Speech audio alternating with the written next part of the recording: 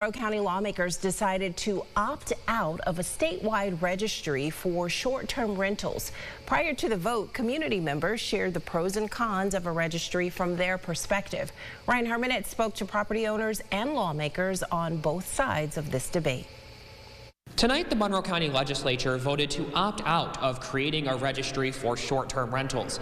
And although some community members who spoke to lawmakers say this is in the best interest of the community to make a more informed decision at a later date, others say it deprives the residents of Monroe County the transparency they deserve.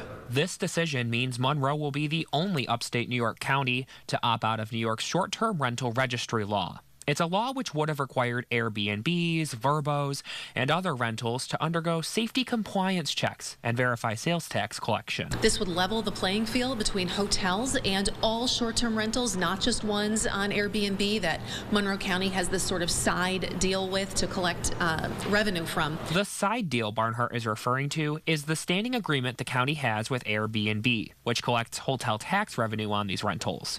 More than a dozen folks participated in a public forum held ahead of tonight's vote.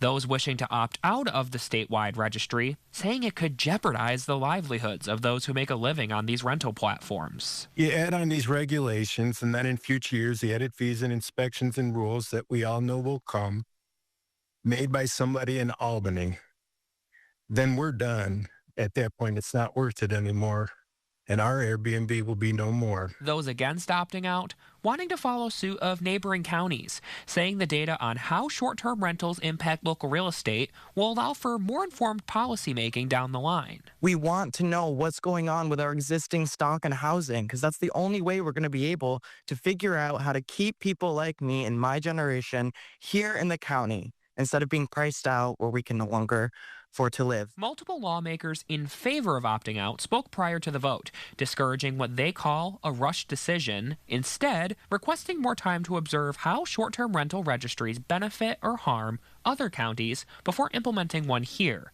Following this, the vote to opt out passed 21-8. The Director of Communications for Monroe County, Steve Bars, expressed his support alongside County Executive Adam Bello in this decision, saying, quote, "It does not prevent us from opting in and establishing a registry at a later date if the state's system proves to be more financially beneficial. This approach allows us to collect more information from local government partners and be deliberate in our approach to this new system," end quote.